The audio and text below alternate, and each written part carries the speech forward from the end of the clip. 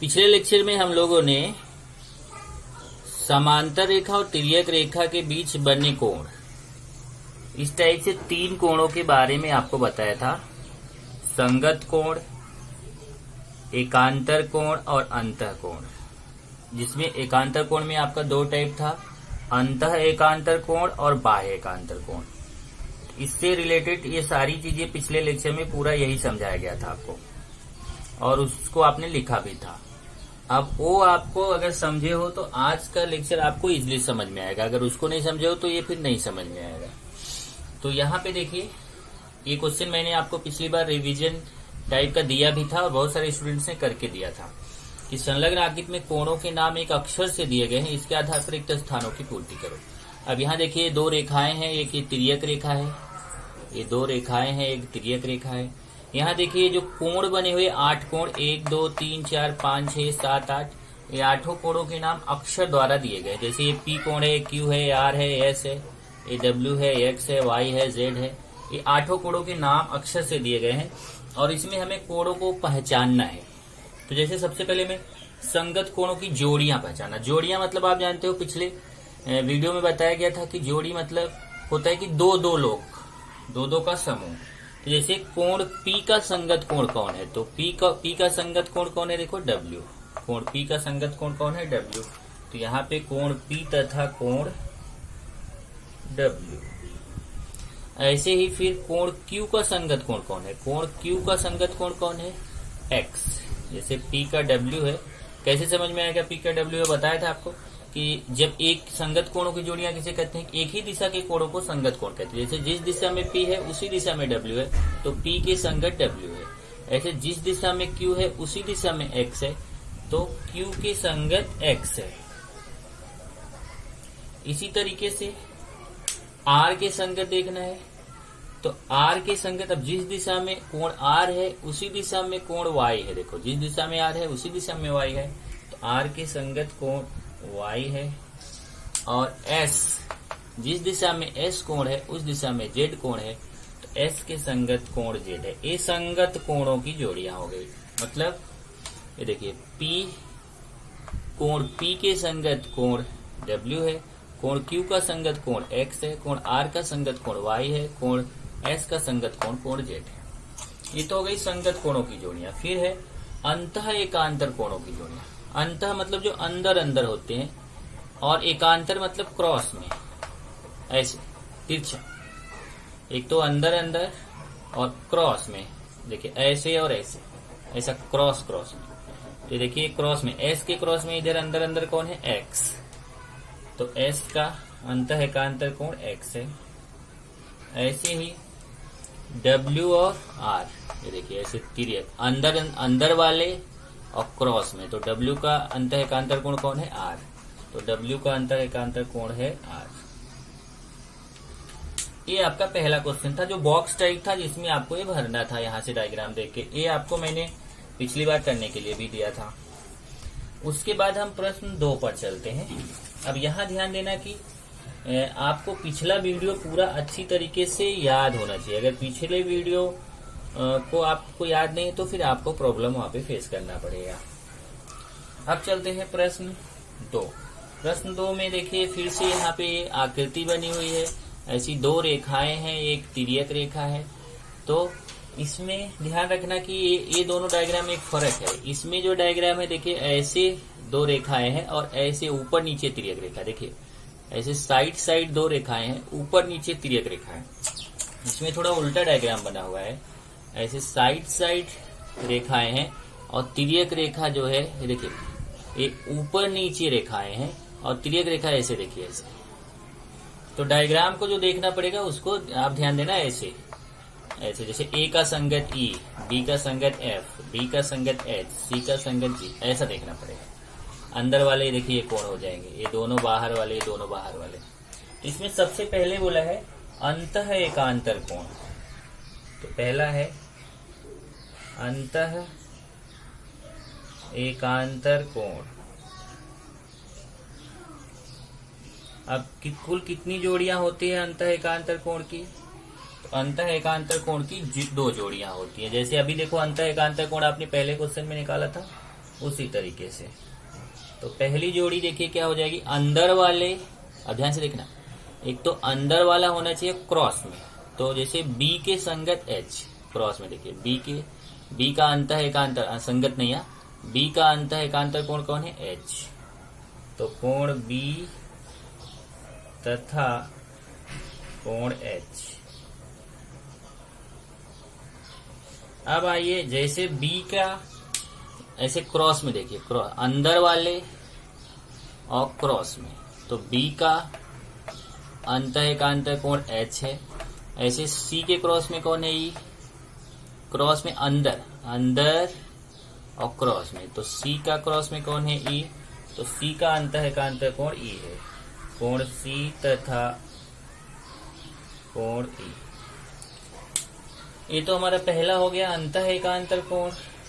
अब दूसरा क्या क्वेश्चन है, दूसरा है संगत कोण। अभी देखो संगत कोण आपको पहले क्वेश्चन में भी आपने पहचाना था, यहाँ पे भी आपको पहचानना है। संगत कोणों की कितनी जोड़ियां रहेंगी, 4 जोड़ियां रहेंगी। कौन कौन सा, ये देखिए, जिस दिशा में ए है उस दिशा में ई है, तो ए के संगत ई, तो कोण ए तथा कोण ई।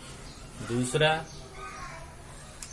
जिस दिशा में बी है उस दिशा में एफ है, तो कोण बी का संगत कोण कोण एफ है, कोण बी तथा कोण एफ।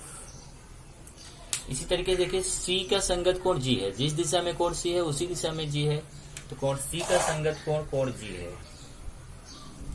कोण सी तथा कोण जी। चौथा, डी का संगत कोण कौन है, एच, क्योंकि जिस दिशा में डी है उसी दिशा में एच है, तो डी का संगत कोण एच है, कोण डी तथा कोण एच। उसके बाद तीसरा है अंतः कोण। अब जरा ध्यान देना, आपको बताया था पिछले वीडियो में, अंतः कोण अलग होता है और अंतः एकांतर कोण अलग होता है, तो आप इसमें कंफ्यूज मत होना। ये देखिए, ये था अंतः, इसमें भी अंतः शब्द लगा था, लेकिन अंतः एकांतर था, मतलब अंदर वाले तो लेने हैं लेकिन क्रॉस में लेने हैं, तो उसको अंतः एकांतर बोलते हैं। और अंतः कोण क्या होता है, अंदर वाला ही लेते हैं लेकिन क्रॉस में नहीं लेते, बल्कि एक ही तरफ, तिर्यक रेखा के एक ही तरफ, चाहे उस तरफ के चाहे इस तरफ के, एक ही तरफ के। तो तिर्यक रेखा के उस तरफ अगर जाए तो बी और ई, अंदर कौन कौन है, बी और ई। तो अंतः कोण में पहला अंतः कोण हो गया कोण बी तथा कोण ई। और दूसरा देखेंगे, देख लीजिए, ये तिर्यक रेखा है, तिर्यक रेखा के अगर मैं इसको यहाँ पे ऐसे मार्कर रख दूं, देखिए तिर्यक रेखा के उस तरफ अंदर में, अंदर कौन कौन से कोण है, बी और ई, तो बी और ई अंतः कोण हो गए, ध्यान देना, अंतः कोण।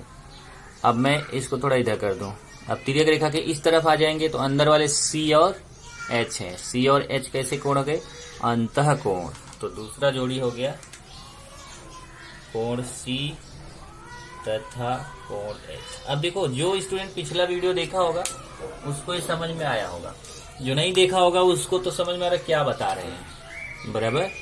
तो ये आपका अंतः एकांतर कोण, मतलब कि अंदर कौन कौन से, देखो ये बी सी ई एच, ये अंदर वाले कोण है, ध्यान से देखना, अंदर मतलब ये तिर्यक रेखा ऐसे पकड़ लीजिए इसके अंदर, तो अंदर कौन है, बी सी ई एच, ये अंदर वाले कोण है। बाहर वाले कौन है, ए डी और एफ जी, ये देखो ये बाहर वाले कोण है। तो इसमें जब बोलता अंतः एकांतर, तो अंतः एकांतर का मतलब होता है अंदर का ही लेना, लेकिन ऐसा क्रॉस में लेना है, बी और एच क्रॉस में, सी और ई। और जब अंतः कोण बोलेगा तो मतलब अंदर वाला ही लेना है, ये अंदर वाले कोण लेने, लेकिन एक तरफ के, जो तिर्यक रेखा उसका एक उस तरफ और इस तरफ। जैसे आपने अभी बताया कि जैसे तिर्यक रेखा पे हमने ऐसा मार्कर रख दिया है, तिर्यक रेखा पे, तो उस तरफ बी और ई एक अंतः कोणों की जोड़ी हो गई, और जब इधर रख दिया तो इसके इस तरफ सी और एच, ये दूसरी अंतः कोणों की जोड़ी हो गई। और संगत कोण तो बता ही दिया कि एक ही दिशा के कोण, जैसे जिस दिशा में ए है उधर ही है, ए के संगत ई, बी के संगत एफ, सी के संगत जी, डी के संगत एच, ये संगत कोणों की जोड़ियां हैं। इसके पहले हमने 3 कोणों के बारे में जानकारी प्राप्त किया, संगत कोण, एकांतर कोण और अंतः कोण। अब 2 कोण और हैं, 2 दोस्त आपके और हैं, कुल 5 दोस्तों की जोड़ी यहाँ पे हो जाएगी। तो अगला देखिए क्या है, शीर्षाभिमुख कोण। शीर्षाभिमुख कोण क्या है, जब 2 रेखाओं को एक तिर्यक रेखा प्रतिच्छेदित करती है तो सम्मुख कोणों की जोड़ियों को शीर्षाभिमुख कोण कहते हैं, और शीर्षाभिमुख कोणों की जो जोड़ियां होती हैं आपस में सर्वांगसम होती हैं। जरा समझिए, जैसे देखिए 2 रेखाएं एक दूसरे को ऐसे एक्स टाइप से काट रही हैं क्रॉस में, तो यहाँ 4 कोण बनता है। देखो 1 2 3 4, 4 कोण बन रहा है। इन चारों कोणों में से जो आमने सामने के कोण रहते हैं उनकी जोड़ियों को बोला जाता है शीर्षाभिमुख कोण। जैसे कोण ए के सामने कौन है, कोण बी के सामने कौन है, कोण ए। तो कोण ए और बी दोनों आमने सामने हैं, तो इनको बोलेंगे शीर्षाभिमुख कोणों की जोड़ियां।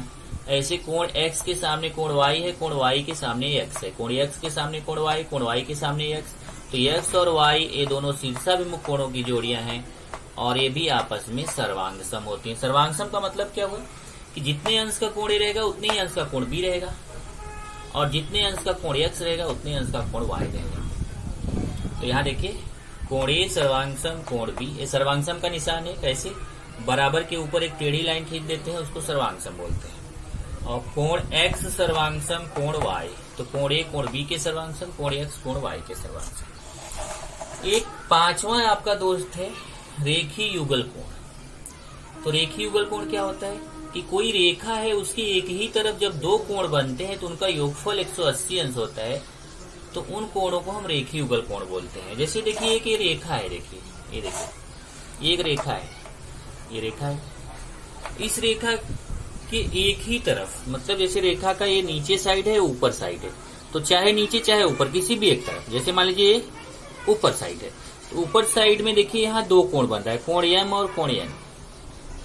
तो रेखा के एक ही तरफ, देखिए रेखा के ऊपर की तरफ एम और एन ऐसे 2 कोण बन रहे हैं, तो ये दोनों कोणों को बोलेंगे रेखी युगल कोण। और रेखी युगल कोणों का योगफल कितना होता है, 180 अंश, मतलब कोण एम और कोण एन मिला के कितना होगा, 180 अंश। कभी भी ध्यान रखिए हमेशा, अगर एक रेखा है तो उस रेखा के इस तरफ भी 180 अंश का कोण बनेगा, और इस रेखा के इस तरफ भी 180 अंश का कोण बनेगा। अगर रेखा ऐसे है तो देखिए इधर भी 180, चाहे जिस जैसे रेखा हो, इधर भी 180, दोनों तरफ 180। तब अगर ये एक ही कोण है 180, अब अगर ऐसे मैं एक लाइन खींचूं तो यहाँ 2 कोण बन गया, 1 2, दोनों मिला के 180। यहाँ देखिए 1 2, 2 कोण दोनों मिला के 180, यहाँ पे भी ये दोनों कोण मिला के 180, ये दोनों कोण मिला के 180।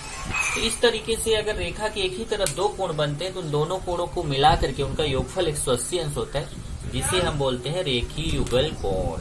तो आप पहचानो, ये शीर्षाभिमुख कोण आमने सामने आपस में ये बराबर होते हैं, लेकिन रेखी युगल कोण बराबर नहीं होते हैं, उनको जोड़ने के बाद कितना होता है, 180 अंश होता है।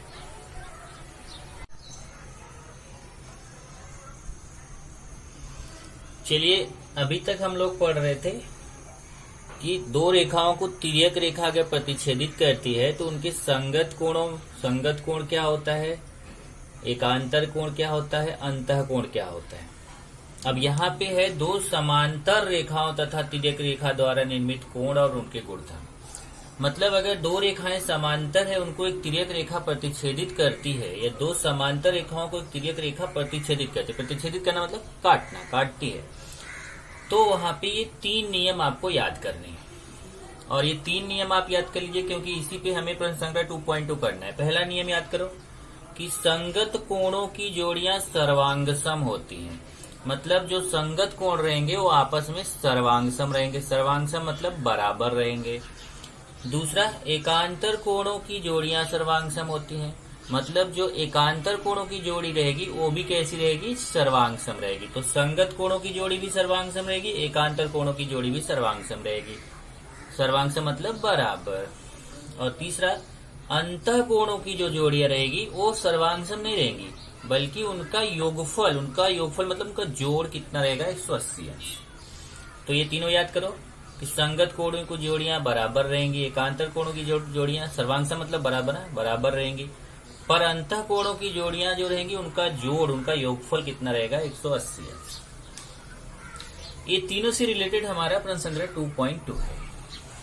चलिए देखिए प्रश्न संग्रह 2.2 का पहला प्रश्न, उचित विकल्प चुनिए।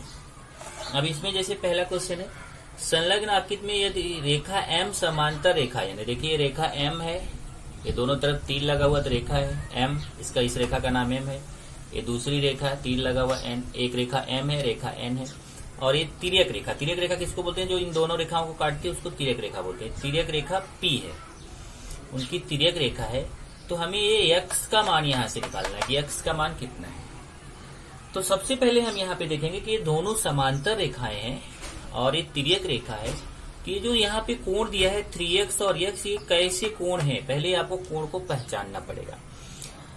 अब यहाँ पे अगर आप ध्यान से देखो तो मैंने आपको पिछले वीडियो में क्या बताया था कि अगर तिर्यक रेखा के एक ही तरफ जो अंदर वाले दो कोण होते हैं, तिर्यक रेखा के एक ही तरफ जो अंदर वाले दो कोण होते हैं उनको अंतः कोण बोलते हैं।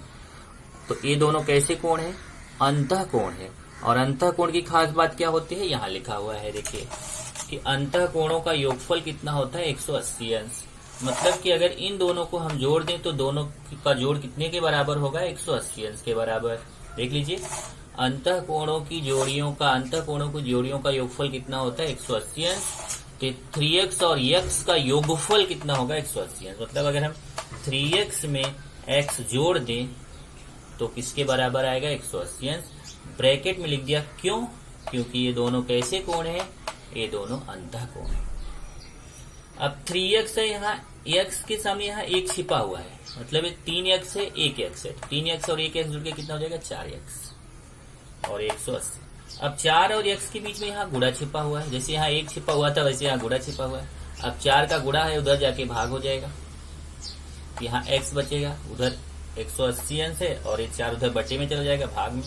और 180 अंश में 4 का भाग दे दीजिए, भाग देना तो आपको आता है, भाग देके चेक कीजिए। 180 अंश में 4 का भाग देके देखोगे तो 45 आएगा। सभी लोग भाग देके चेक करेंगे, 180 में 4 का भाग देंगे तो कितना आएगा 45। तो यहाँ पे देखो 4 ऑप्शन दिया A B C D, मतलब हमें देखना है कि इन चारों में से कौन सा सही है।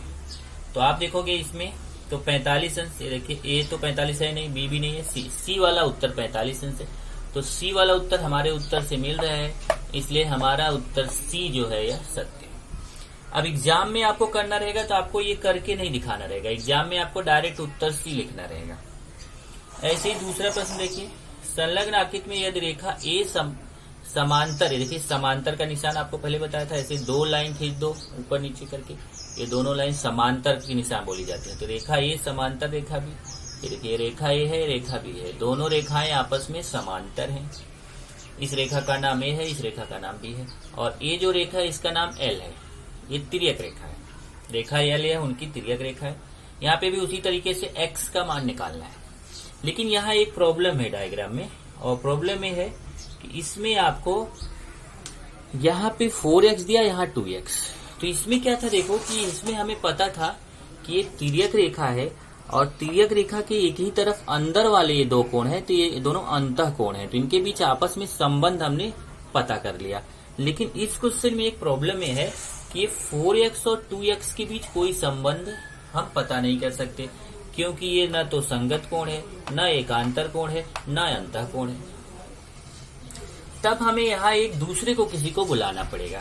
तो हमने यहाँ क्या किया, ये इस कोण पे हमने ले लिया, कुछ अलग नाम दे दिया, जैसे हमने नाम दे दिया y। अब आप बोलो सर y क्यों दिए, आप x छोड़ के, क्योंकि यहाँ x का यूज किया गया और a और b यूज किया गया। देख लीजिए a b l और x, ये 4 अक्षर छोड़ के बाकी कोई भी अक्षर यहाँ पे ले सकते, जैसे मैंने y ले लिया। अब इस y की सहायता से मैं x का मान निकालूंगा। कैसे देखिए, अब देखिए ये आपकी 2 समांतर रेखाएं हैं और ये देखो तिर्यक रेखा, ध्यान से देखना, ये तिर्यक रेखा।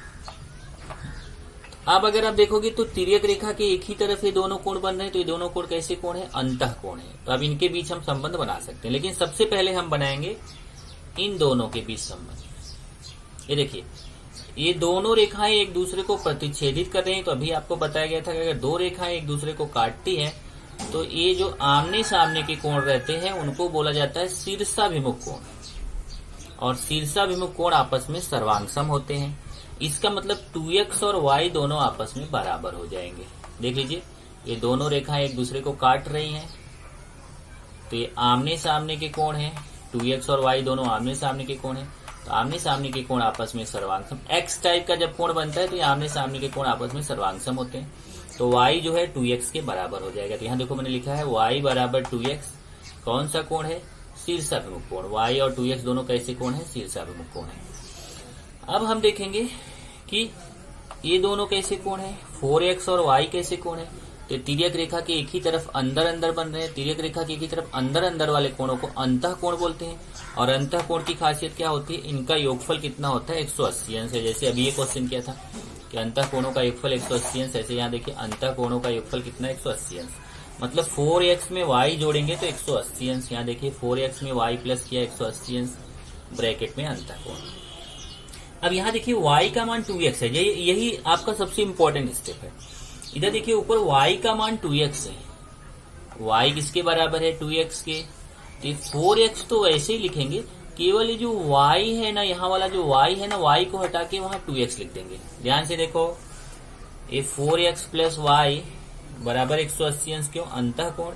अब ये 4x प्लस y को हटा के 2x लिख दिया। क्यों लिख दिया? क्योंकि y 2x के बराबर है, हम तो y की जगह 2x लिख सकते हैं। देखिए y और 2x दोनों आपस में बराबर है, तो y की जगह पे हम उसका 2x मान रख सकते हैं।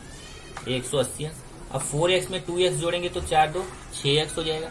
फिर 6 का गुणा है उस तरफ भाग में जाएगा, तो यहाँ x बचेगा। x बराबर 180 भाग मतलब बटे 6। अब 180 में 6 का भाग देके चेक करो।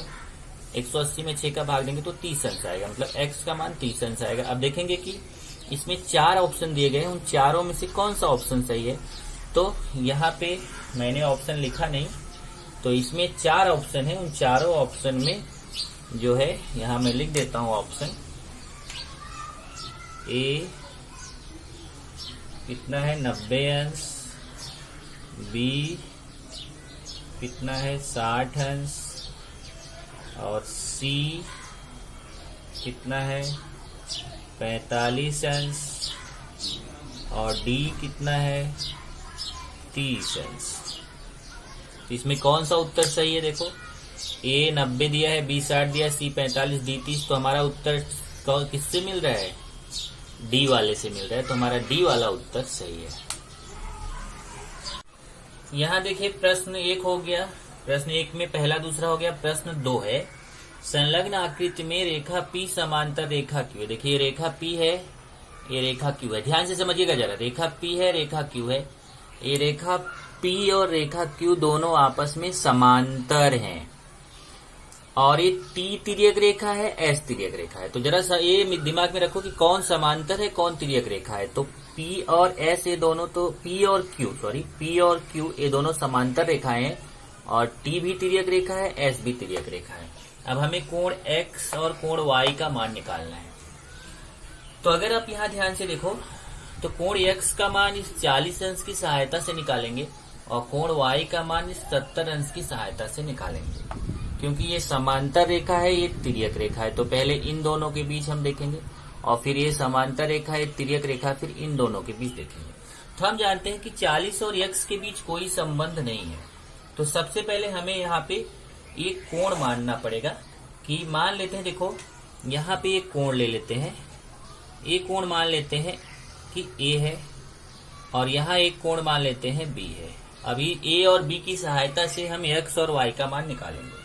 अब देखिए ध्यान से, अगर तो ये समांतर रेखाएं हैं, ये तिर्यक रेखा है, जिस दिशा में कोण 40 है उसी दिशा में कोण A है, तो कोण A और कोण 40 दोनों संगत कोण है। तो पहले यहाँ लिख लेंगे हम, माना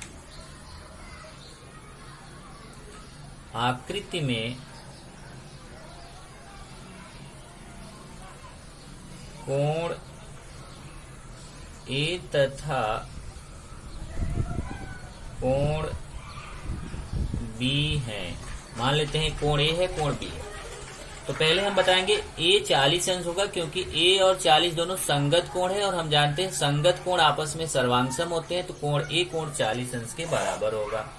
इसलिए कोण ए बराबर, यहां पे आप चाहे तो ऐसे लिख लो, आकृति में कोण ए तथा कोण बी है। तब देखिए कोण ए कितना हो जाएगा 40 अंश। क्यों होगा 40 अंश, यहां लिख दीजिए संगत कोण।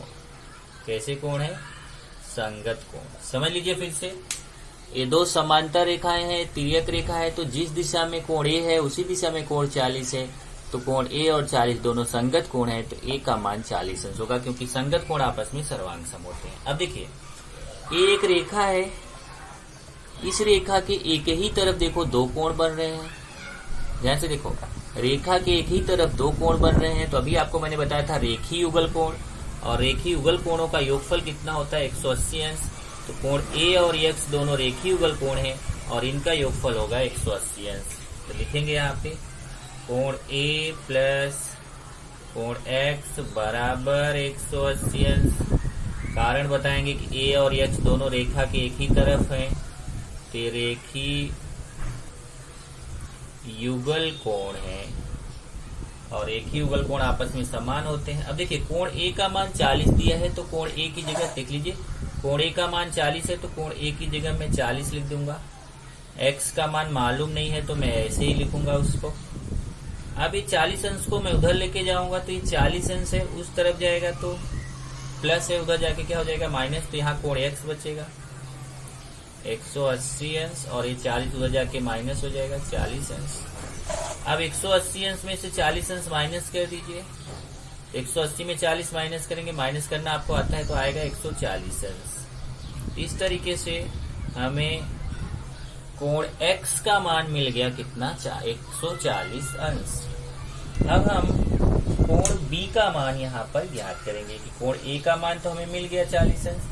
अब यहाँ पे कोण b का मान 140 अंश। अब कोण y का मान कितना होगा, x का मिल गया, y का निकालेंगे। तो ध्यान से देखिए, ये दो देखो, ये दोनों रेखाएं एक दूसरे को काट रही हैं, x टाइप से काट रही हैं, और ये आमने सामने के कोण है, तो इनको कैसा कोण बोलेंगे, शीर्षाभिमुख कोण। तो शीर्षाभिमुख कोण आपस में सर्वांगसम होते हैं, तो ये 70 है तो b का मान भी 70 होगा। अब यहां लिखेंगे, यहां कोण b बराबर 70 अंश और ब्रैकेट में लिखेंगे शीर्षाभिमुख कोण। अभी शीर्षाभिमुख कोण भी आज ही पढ़ा है मैंने आपको कि अगर दो रेखाएं एक दूसरे को काटती हैं तो आमने सामने के कोणों को शीर्षाभिमुख कोण कहते हैं। देखिए ये दो रेखाएं एक दूसरे को काट रही हैं, तो ये आमने सामने के कोण है b और 70, तो ये शीर्षाभिमुख कोण है। शीर्षाभिमुख कोण आपस में सर्वांगसम होते हैं, तो b का मान 70 होगा। अब देखिए, अब आपने पढ़ा है कि अगर ये तिर्यक रेखा है, तिर्यक रेखा के एक ही तरफ जो अंदर अंदर वाले कोण रहते हैं उनको बोला जाता है अंतः कोण, और अंतः कोणों का योगफल कितना होता है 180 अंश। मतलब कोण y और कोण b का योगफल कितना होगा 180 अंश। अब लिखेंगे, क्योंकि कोण y प्लस कोण b बराबर 180 अंश। कौन से कोण, अंतः कोण। अंतः कोणों का योगफल कितना होता है 180 अंश। अब मान रख दीजिए, कोण y का मान मालूम नहीं है तो उसको ऐसे ही लिखेंगे, लेकिन कोण b का मान मालूम है 70 अंश, कोण b की जगह 70 अंश। अब 70 का उधर 75 कर दीजिए, उधर जाके माइनस हो जाएगा, और 180 में 70 माइनस करेंगे तो कितना आएगा, माइनस करके देखो, 180 में 70 माइनस करेंगे तो आएगा 110 अंश। तो हमें कोण x का मान पता चल गया 140 अंश और कोण y का मान पता चल गया 110 अंश। अब यही हम उत्तर में लिख देंगे। उत्तर में लिखेंगे कोण x बराबर 140 अंश, कोण y बराबर 110 अंश। इस तरीके से हमने दो प्रश्न कर लिया।